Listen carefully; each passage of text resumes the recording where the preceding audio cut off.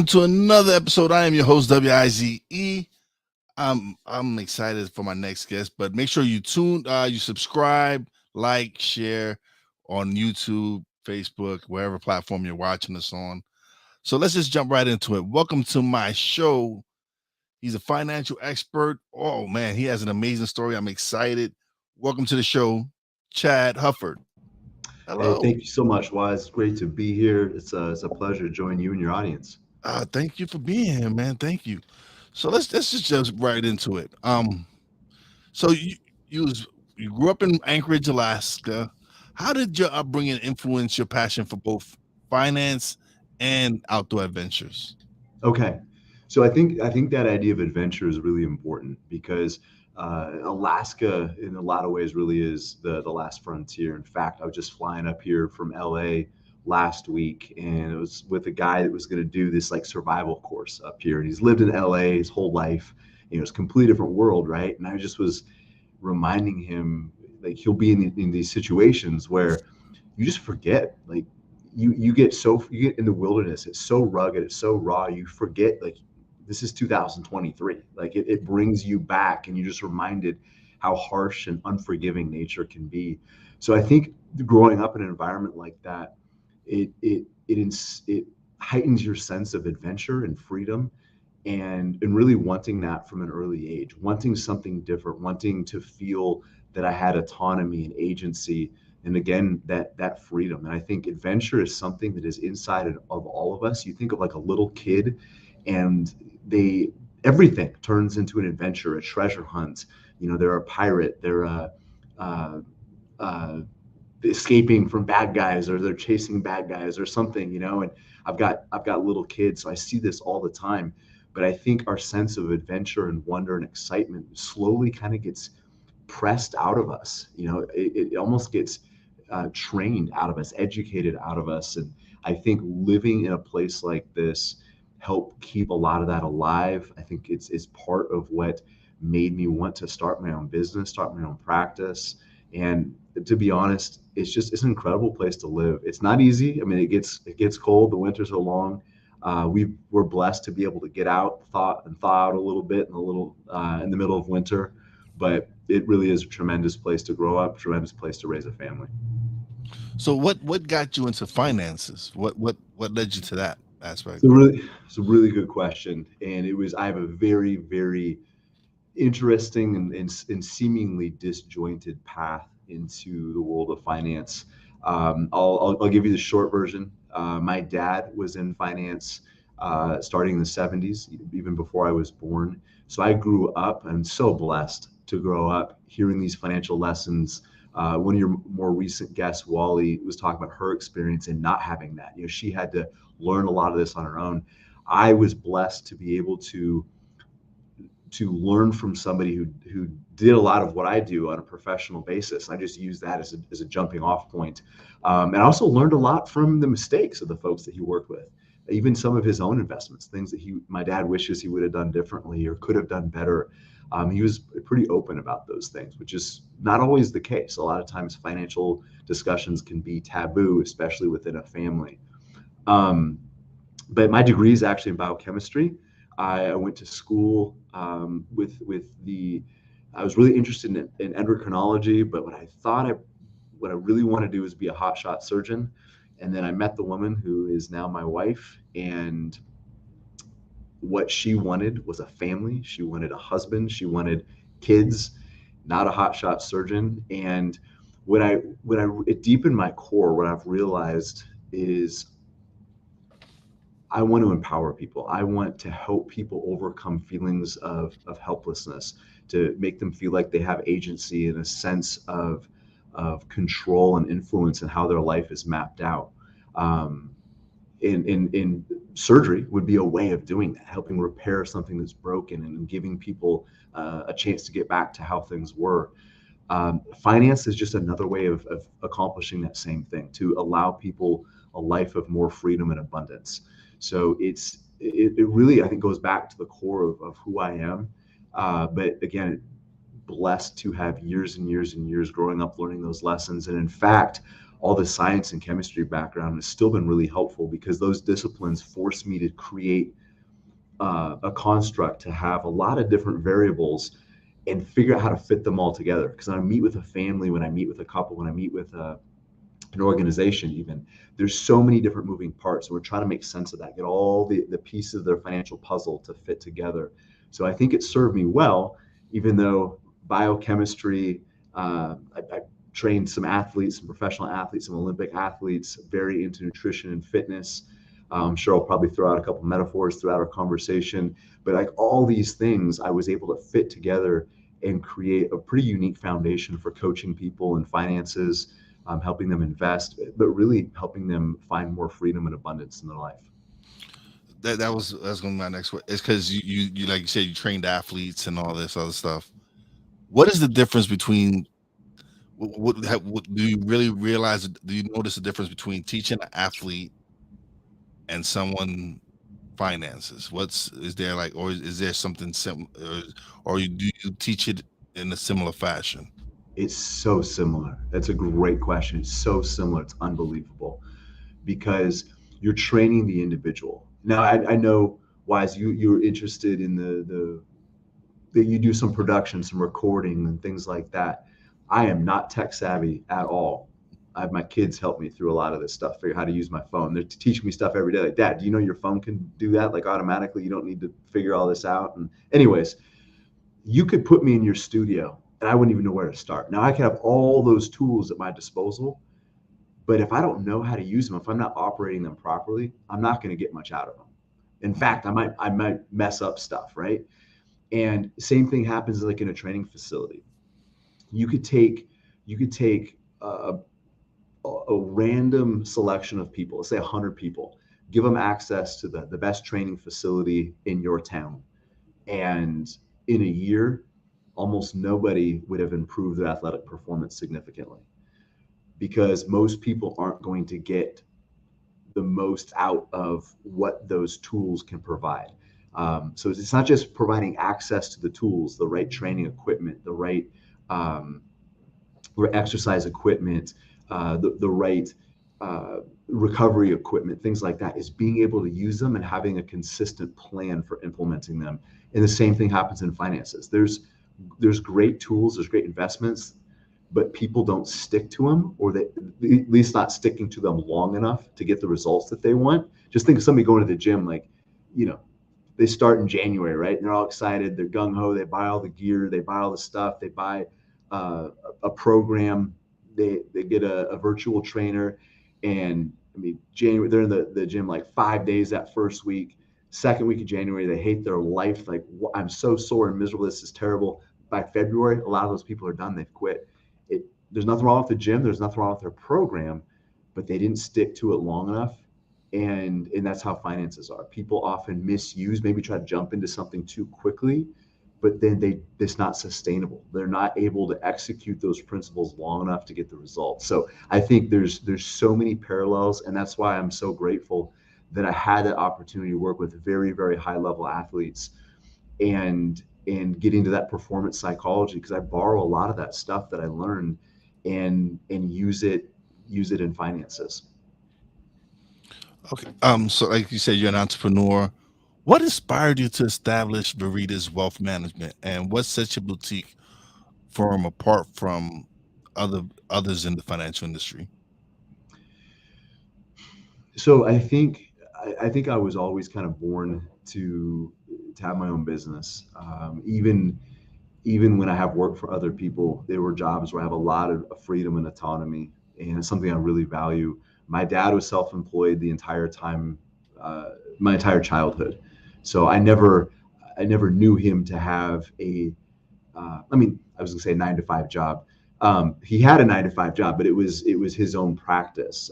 He was a one-man show. He didn't quite uh, have the scope that we have right now today, but he made his own hours. He called his own shots. That was something that was always very valuable to me. I was homeschooled as well, and this is back in the 80s, long before it was popular. I don't know if it's ever become cool, but it certainly wasn't in the 80s. It was weird. We were pioneers. We were making up as we went. So I've always had this mindset, like, you don't have to follow everybody else's path. It's okay to try new things and to trip and to fail and pick yourself up and learn the lesson from it. So I think I carried a lot of that into this financial planning practice. And then to your second question about, what makes a boutique, what sets it apart, what makes it different, or what makes it different, is I think a lot of what I learned early in my career, that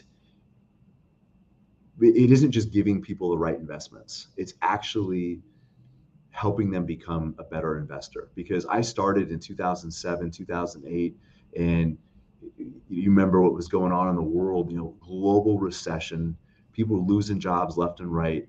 Losing Uh, homes. Yeah. it was scary, right? And people's investments, they've been building up for years and years and years, were maybe cut in half in the period of just a few months. And people wondered if, you know, they were thinking, oh, one day I want to retire. Now they're worried about being bankrupt, right? I mean, just it's completely shifted, and people made horrible mistakes. They panicked, and they did things. They caused themselves irreparable damage financially. And it wasn't so much that what they had was broken. And in some cases it was. Like, some people were out there in investments they never should have been in. But there were a lot of people that fled perfectly good investment strategies, perfectly good mutual funds, perfectly appropriate financial plans, but they got panicked. They were scared out of them, and they abandoned their pathway. And that's when people need to push forward. That's when they need to really stick to it, is when it's the hardest. So that's what we do, is we don't just help people find or engage a better investment strategy and a better financial plan. We actually help them become a better investor and hopefully a better person in the process. Because it isn't just about money. I've sat down with multimillionaires who still live in scarcity. They still don't experience freedom. They might be worth $10 million and they've worked so hard to build it up, but now they're just so afraid of losing it. They still can't enjoy the freedom that it could provide. So we really focus a lot on the mindset and the perspective on money. And again, it's grabbing a hold of this and holding on, especially during hard times. And the metaphor I'll give you, or the story I'll give you, goes back to training. Muhammad Ali was interviewed back in the early 70s. I can't remember which fight he was training for, but maybe, as you remember, like, he didn't have this huge knockout power. He was finesse, and he would wear people down. He had incredible conditioning. And the guy who was interviewing asked him, like, about his routine. What is he doing? He talked about the push-ups, the sit-ups, a lot of calisthenics. It wasn't a lot of weights. It was just a lot of body weight, pull-ups, things like that. And so the guy asked him, like, how many push-ups and sit-ups do you do in a workout? He said, I have no idea. Muhammad Ali's like, I have no idea. And the guy's like, you don't any idea? You don't count? He's like, I count, but I don't count until it starts to hurt. Those are the only ones worth counting. And I think a lot of times in life and in investing, it's once the pain starts, it's what we do once things get painful. That's when it really counts. And investing is no different. But you can provide people with tremendous investments, but if they don't have the mindset to stick with it, I think the financial advisor, financial planner is only doing half the battle at best. Yeah. And it's crazy because, like you said, not a lot of us from our generation, we weren't. You were lucky enough that you had someone who knew about finances. Yeah. A lot of us didn't come from homes where we learned about finance. My mom has no knowledge on banking and balancing a checkbook. She came from Puerto Rico. She barely speaks English. So it was like Wally. A lot of the things that I had to learn on my own. A lot of learning about 401ks, Roth IRAs, doing. And so, what is it, or is that something you talk to your clients about? Is teaching their children? Yes. So it's a love what you just said there, because it just reminds me of how precious and special that is, but also the duty that I believe I have to use what I was given and share that with others. Because if I stop just when I'm comfortable, like I believe it's a precious gift from God that He provided me with that education, that background, and not just the background in finance, but the time in athletic training and coaching and things like that, to be able to mold those two together, or merge those two together, I should say, and provide that construct for others. And I realize that what I've been given is incredibly special. And my wife grew up completely opposite. She remembers having Christmas in homeless shelters. I mean, she grew up with no financial literacy. Her parents, both to this day, do very self-destructive things when it comes to their own finances. They've set themselves up very, very poor. They've set themselves up for failure, to be quite honest. I'm just being real and raw with you right now. So she came from the exact opposite, and being able to look at our kids. In fact, my oldest daughter turned 15 today. I can't believe it happened so fast. But instilling those lessons in them, and for your audience, even if they didn't have that background, just encourage them to pass this on to the next generation. I'm in the process of writing a book right now, and we're interviewing hundreds of folks from the oil and gas industry. And the reason I use oil and gas, just because there's some unique challenges and struggles that they have that kind of magnify the financial frustrations that everybody deals with. But we're interviewing these folks, and the people who are in the best positions financially and have the best mindset, the best perspective on money, when I ask them at what point do they start thinking about planning for the future, planning for their own financial independence, almost to a man and woman, it goes back to a moment or a conversation in childhood. And I'm not talking like 15, 16 even. It's often like 8, 9, 10. I had a guy in my office, 69-year-old oil worker. I mean, this guy was blue collar, roughneck. I mean, super, super smart. Don't get me wrong.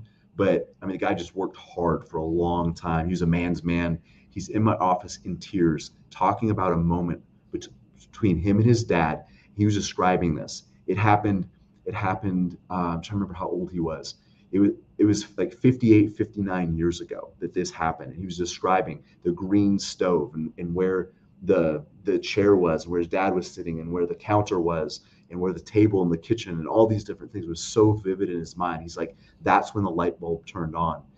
And I think we do the next generation a disservice when we don't share our wins and our failures with them. So I think it's a great question, and it's something we're encouraging our folks to do.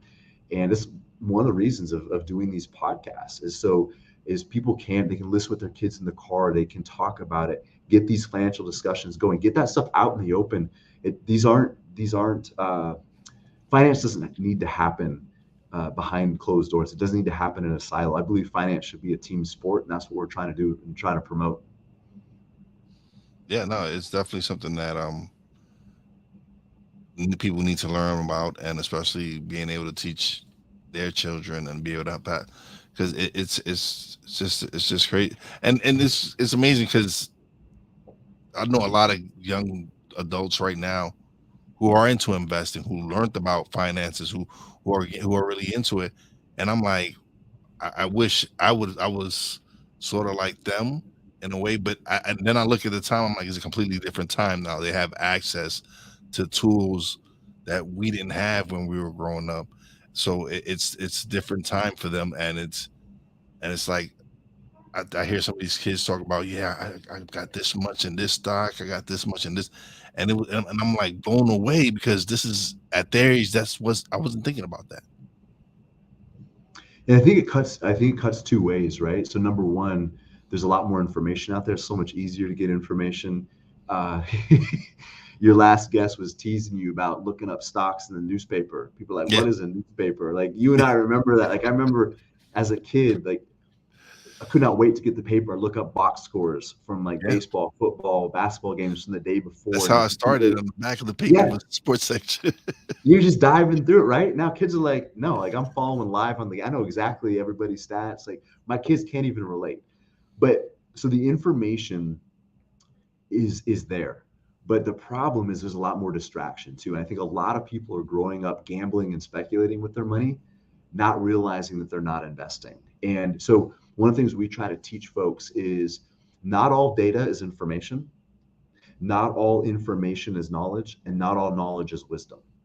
And what we're trying to do is help people filter out the data and the information so they can create knowledge and wisdom. Because there are some very, very intelligent people that know a lot that still make terrible financial decisions because it's not always a knowledge problem. Again, it's a mindset, it's a belief pattern. There's a McDonald's right next door to my office. I use this metaphor a lot, not metaphor, but this introduction a lot because nobody is pulling in there thinking that they're about to make a great health decision. We know what's in there. Yeah. We know it's not good for us.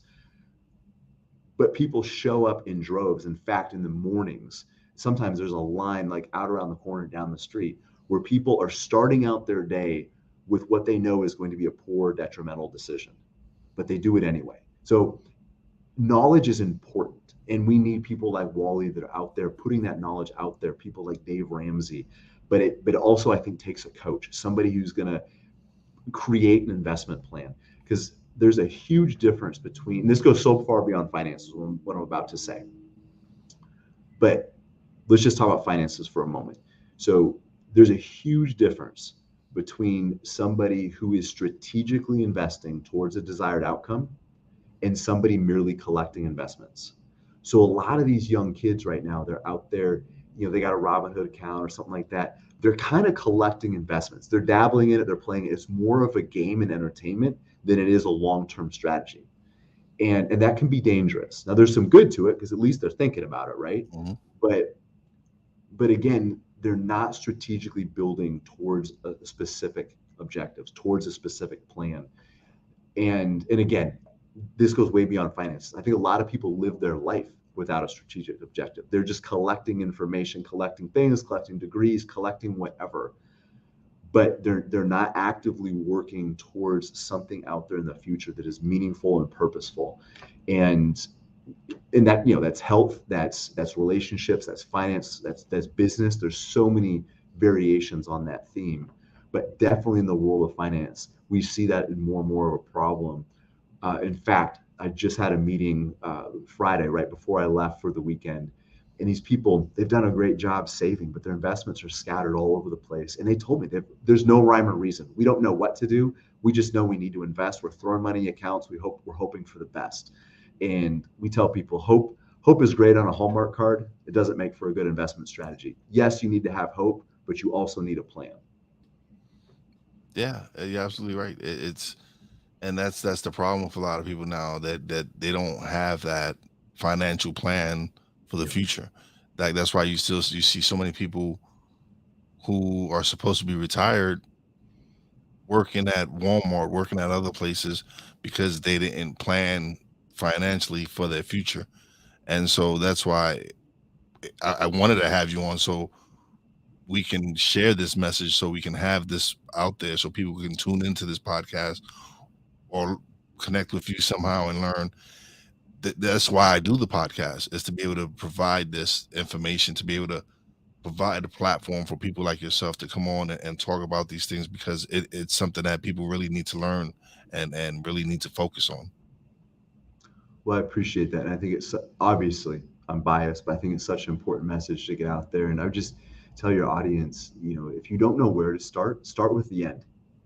What do you want life to look like? What so you've talked to some entrepreneurs and things like that. And again, I mean, I'm an entrepreneur, so I love those conversations, but you don't have to be an entrepreneur to build financial independence. You don't even have to have a great job. We've got truck drivers that are multimillionaires. We've got welders. We've got plumbers. We work with a lot of blue collar industries, a lot of oil field folks that, they might have a college degree, they might not. They make really good money. They work super hard and they're diligent and they're patient. But when somebody doesn't know where to start, we want them to start with what would financial independence look like in this idea of a work optional lifestyle. Not necessarily that they're going to retire. In fact, some of our folks that work a typical 9 to 5, when they get to a place of financial independence, that's when they go open their business, because the business doesn't have to make money right away. They have income coming in from their investments. If the business makes money, great. If it doesn't, they're helping people, and they're doing what they love. But we get to this place where people come up with an estimate of how much money that they would need hitting their checking account every single month to be able to give up their paycheck and still live comfortably, not to survive, but to still live comfortably and do the things that they don't have time or money to do right now because they're going to work every day. So it's that idea of, again, a work optional lifestyle, financial independence, not necessarily retirement. The types of folks that we work with, Wise, are probably the worst types of people to retire, sit around and do nothing.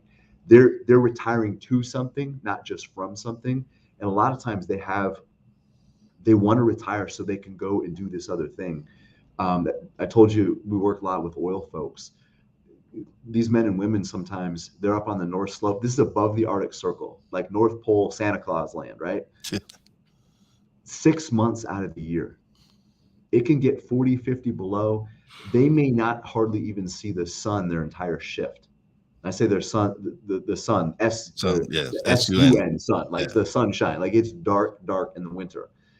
But they, on the same lines though, they don't see their kids, they don't see their wife. They're missing recitals and baseball games and a lot. They're missing their community, their church, their friends.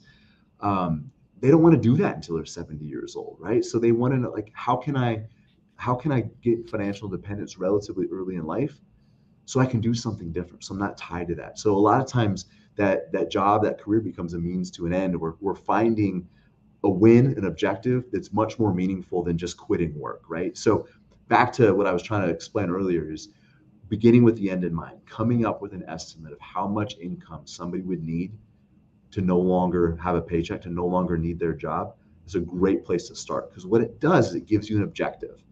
Now we can reverse engineer that and say, it's going to make something up. Let's say they need $5,000 a month kind of for basic living expenses. They want an extra $1,000 a month for travel and amenities, right? So 6,000 a month. And they want financial independence in 10 years. So we can adjust that number for inflation. In about 15 minutes, we can actually back that out and say, okay, here's what you're going to need to be financially independent from an investment standpoint, and then and create a pathway to it. Just like, you would build a house, you'd start with the end in mind. Like, what does this house need to look like? What does it need to do for you? And then you create a blueprint that connects your actions today, what you're building in this moment, to what that future product, that future financial house is going to look like. And that's really important too, not just from a tactical standpoint and a strategic standpoint, but also from a psychological standpoint. Because when people are putting money in their 401k, their Roth IRA, some of the other vehicles that you mentioned, they're literally paying the future version of themselves. But that's a really abstract concept, like future me, future Wise. Like we don't know these people, we haven't met them. So to have a blueprint, a pathway, a plan that connects what you're doing today with where you want to be and who you want to become in the future is really, really important. It keeps people motivated. It keeps them on track. Keeps them doing what they need to do. Awesome. So you're a father of six. So that I'm sure that keeps you busy as well and active and so with that is do you see your kids getting into finances or So we talk about this stuff. I try to overwhelm them with it because as you can tell, I get excited about it. I'm passionate about it. I can talk yeah about stuff all day. Um, but I realize this is, for some people, finance is a means to an end. It's just a tool. yeah They they're more about what the tool can do, what they can provide for them, than the tools themselves. I'm excited about both. But I'm hoping with six of them, at least one or two want to follow in my footsteps, right? Because the mindsets, the principles of building wealth and financial independence carry over into so many other areas of life. mhm. I do want my kids to learn those principles, and we talk about them a lot. But I also realize that they can take that and they can put that in almost any other industry, any other career To be path. They successful. can Yeah. put that in health, the relationships, and still benefit. So I want them to learn it. I want them involved And my 15-year-old daughter is starting to get a little bit involved. In fact, we had a nice discussion a couple days ago just about some of the things that I was doing and kind of the vision for the company and things like that. Not that I want her to make a career out of it, but I want her to taste it and understand it and see, like, is this something that I could get excited about, or I can take what I can learn from dad and then apply that to my passions over here. And I think for her specifically, she'll probably end up somewhere in the hospitality industry. I'm guessing, running a bed and breakfast or running a cafe or a coffee shop or a restaurant or something like that. I think that's, or doing like event planning. I think that's really where her heart is.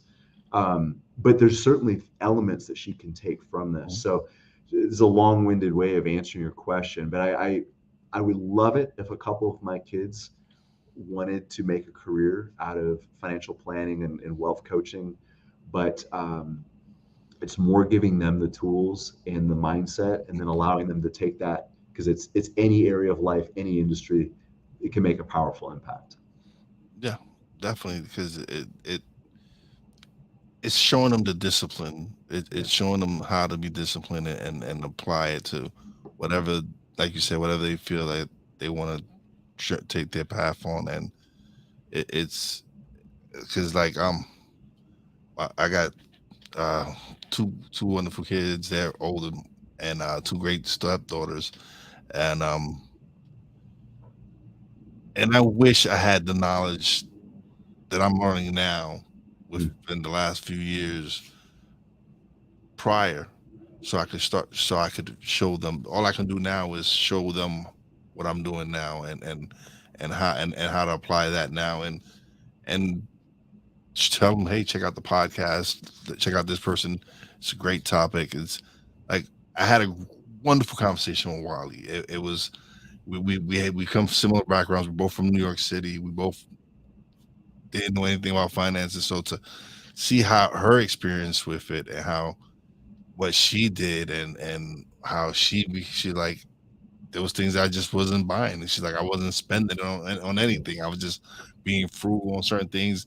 Yes, I would go out and buy things, but she said I made sure I wasn't spending unnecessarily, and it made sense. It was like, okay, all right. So with you knowing all this in advance and all that, when you decided to do the shift from, like, 'cause you was coaching athletes and all that and everything, did you know, like, that this was going to be a purpose, that you wanted to help as many people as possible was get out of financial debt, get into financial freedom? That, I think deep down, I knew that it was about helping people create a life of freedom and abundance. And I thought that finances was going to be a part of that. Okay. To be perfectly honest, the way I started, when I started, there's a lot of limiting beliefs, and I had a hard time sometimes believing that it was ever going to be what it is today. And I am so blessed that not only I have great people around me, a great team, we're impacting a lot of lives. We have phenomenal people we work with. The families we work with are amazing. They invite other families in on our events. They introduce us to other amazing people. Um, and I couldn't always see that. There was pretty dark times. There were some times where I was really struggling. Did I make the right decision? You know, I had a professor. I'll try to make this story quick. I had a professor who is he was a professor in the University of Washington Medical School, and I bumped into him one time up here. He's like, "What are you doing up here?" I was like, "What do you mean?" Just kind of explain what I was doing that day. And he's like, no. Why are you here? You should be in medical school. You should be finishing up medical school. You should be in residency right now. You should be on your career path to be a physician. You should not be here. That hurt bad. That hurt bad. Because it made, like, this was a guy who knew what he was talking. He knew me as a student. He knew what I was capable of, but he also knew that industry. And he's like, you were built for that, not for this. you're in the wrong spot, man. And that was really, really hard to hear. And there was a lot of self-doubt for a long time. And there's still imposter syndrome. Like sometimes I'm like, I can't believe we're here. I can't believe we're doing this. Yeah. Can't believe people are inviting me on their podcast to talk about this stuff. I used to have to jump out of bushes like, hey, do you want to listen to me? Um, and so it's come a long way. But I think deep down, like I really wanted people to live out the best versions of themselves. But pretty early on, I realized that finance was going to be a critical piece of that. And after about 5 years, I was kind of over that hump, starting to get my reputation. Um, there was a little less fear in the world. There was still plenty, but it wasn't like catastrophic anymore. People were a little bit more willing to trust, to have conversations, and that's when I started thinking like this could really be something special, and it could be something really special for the lives that we impact, the people that work with me, but also for my family. This business has created a phenomenal work-life balance where I spend a lot of time with my family. And that's a big important thing too, is for people to know like what is important to them, that they don't sacrifice their family, their health, their faith for wealth. Because I'll tell you, and I want your audience to know too, you can be a multimillionaire, but if you haven't taken care of your body, if you haven't taken care of your relationships, if you haven't taken care of your soul and your spirit, you're still not going to feel freedom. It's just going to be empty. It's going to be hollow. So I think all those things have to happen in conjunction. Um, and but finance is also a critical piece, because if you have great health and you have good relationships, but you don't know where your next dollar is coming from, you're 65 years old, still living paycheck to paycheck and buried by debt.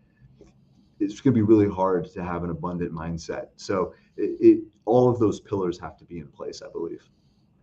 Mm. I want to touch on something you talked about, imposter syndrome, because that's something I catch myself battling with sometimes. Absolutely. Um, what did you do to compete to combat it? What were your personal things that you were doing to help you overcome this? So a couple of things. I mentioned I mentioned I was homeschooled, Yeah. and there's five of us growing up. My mom homeschooled all five of us. I'm the oldest, so I was the experiment, right? I was the guinea pig. They're trying stuff on me. Like we're looking at each other like we all know we don't have any clue what's going on, but we're gonna try it, right? I was my parents' experiment. I hope it worked out okay. But what what my mom struggled with, so she was a nurse. She was not a teacher. She had no formal background, and she struggled with imposter syndrome. I think we all do to some degree. But one of the things that she tried to remind herself is she doesn't need to know everything about education. She just needs to stay a step ahead of her kids. That's it. And to be able to guide them and teach them how to learn. So having a little bit more than your audience. And so I remember that there was so much to learn in finance. And when I started my career, I had no formal education in in finance. I had a lot of practical knowledge. I had a lot of practical experience, but no formal education. And I was so worried about what I didn't know that sometimes I forgot about what I did know. I was worried about what I didn't have, and I overlooked what I could give. And I had to remind myself that even if there's a whole world out there that I still need to learn and get better at, that I still have something to give this person. I can answer a question, I can fill in a gap. It might just be a little bit of encouragement, or maybe even connecting them to the right person. Maybe they're asking me a complicated estate planning question. I don't know, but I'll find the person that can answer that question. That enough, that little bit is often enough to be able to help them find an answer. That could be a big win for somebody. So even if somebody's struggling with, man, I don't have all the answers, that's fine. It's perfectly wonderful and acceptable to tell people I don't know, but I will help you find that answer. And then you commit to getting that person the information they need. That people respect that. But I had to learn that the hard way, to say I don't know, but. And the other thing that I would say is showing up with excellence, showing up with the best version of me every single day, and continuing to challenge myself, continuing to grow. knowing that I wasn't necessarily at the standard that I wanted to be yet, but I was gonna this person I was sitting down with, this couple, this family, this company, whatever. I was gonna give them the best version of me in that moment, but also committing to being better because we're looking at lifetime relationships. So in this moment, I'm going to give this person everything I have, but I'm also going to commit to being better in 6 months, in a year, in 2 years, in 10 years. So I become even more valuable to them over time rather than less. And I think that's really important too, because you and I are both old enough to know a lot of people that are in a position, they're in a job, and they'll say something like, I have 20 years of experience or whatever. And you get to know them and you're thinking, you don't really have 20 years of experience. You have 1 year of experience 20 times. Like you've been doing the same hamster wheel over and over. They probably aren't a whole lot better than they were 5, 10, 15, 20 years ago because they haven't challenged themselves. They haven't tried anything new. They haven't fallen face down. And that's how we get better. And I think feeling like an imposter is important because it means we're still challenging ourselves. If we feel like we've got it all figured out, then we've stayed in a very small bubble, in a comfort zone, and we haven't pushed the envelope. We haven't pushed the edges of that where we do feel uncomfortable. We do feel inadequate. So I think those feelings are necessary. They're super uncomfortable, but I think they're necessary because it means we're still pushing. It means we're still challenging ourselves in an area where we don't feel completely competent or confident. Yeah, and I agree with you on that stuff because there's this. It's like there's sometimes I question like, am I doing this correctly or whatever it is I'm trying to focus on.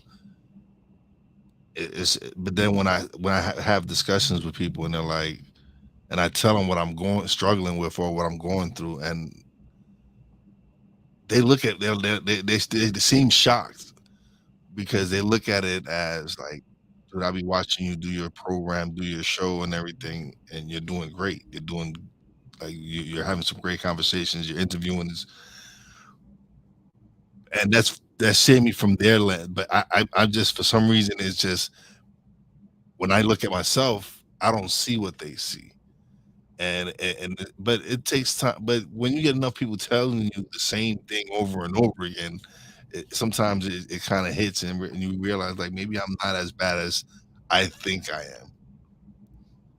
Well, sometimes it's hard to give ourselves credit, right? Because people see the finished product, right? They see you when you're produced. They listen to your show. They don't see the prep work. They don't see behind closed doors. Kobe Bryant used to talk about imposter syndrome. Like we're talking about one of the all-time greats, Great, yeah. um, because they didn't see all the work and all the mistakes and all the failures. They just saw on game day one of the greatest basketball players to ever grace the planet.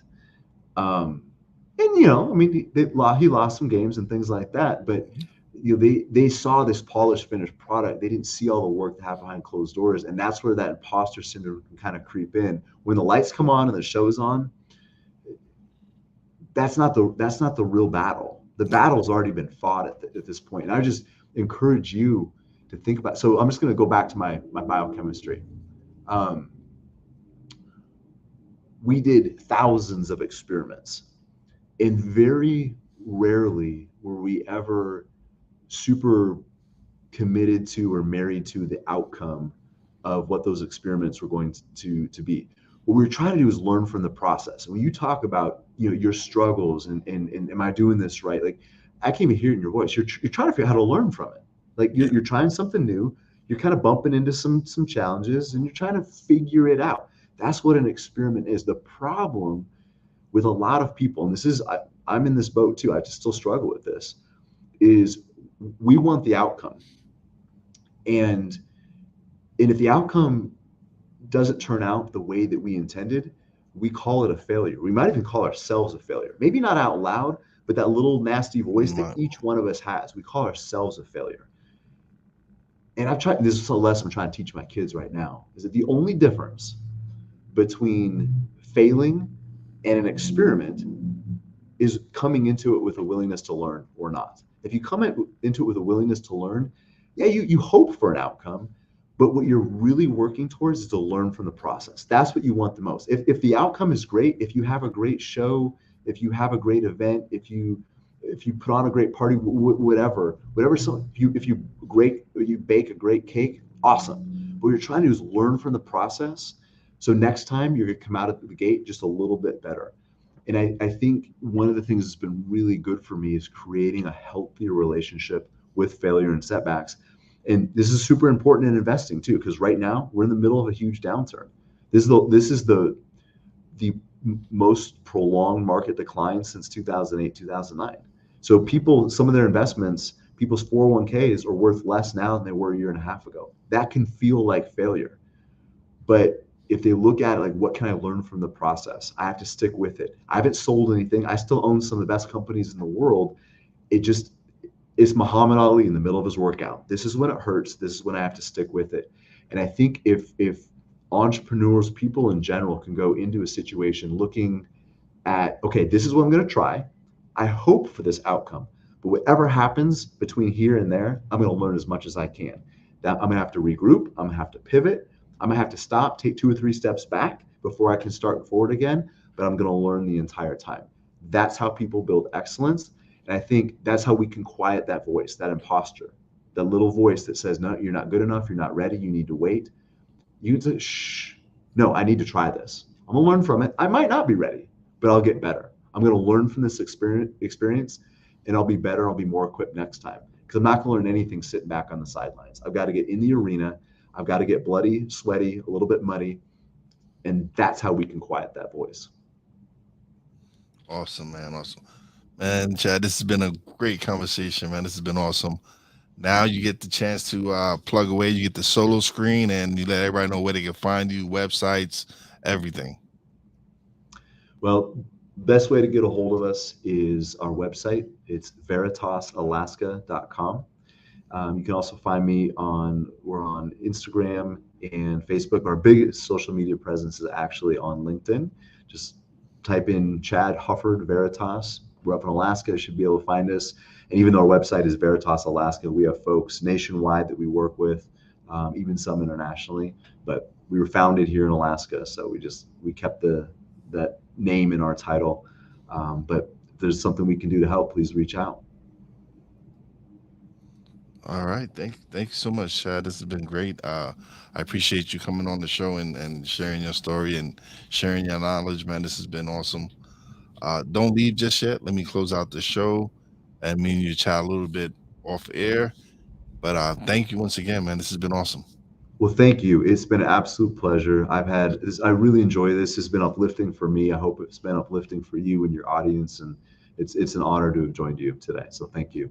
Thank you. Thank you very much. All right. That was Chad Hufford for coming through and just sharing a great topic and great conversation. I greatly appreciate it. But now it is time for me to close out the show. So time for shout outs. Shout out to Mickey Delaney for coming through and sharing the broadcast. Thank you, Mickey. I greatly appreciate it. He said hi to me and Chad earlier. Shout out to everybody who stopped by. Phil Better, Cool McCain, Ben Celler for the BS3 network, where we're airing at right now. You can download the BS3 network on Roku. It's a Roku channel, so you can download it on the Roku app. Shout out to the boss lady Fina. She's out in Wisconsin. See you this Friday. Uh, Shout out to my Real Wise fam, Poppy J, Brandy J. Love you guys.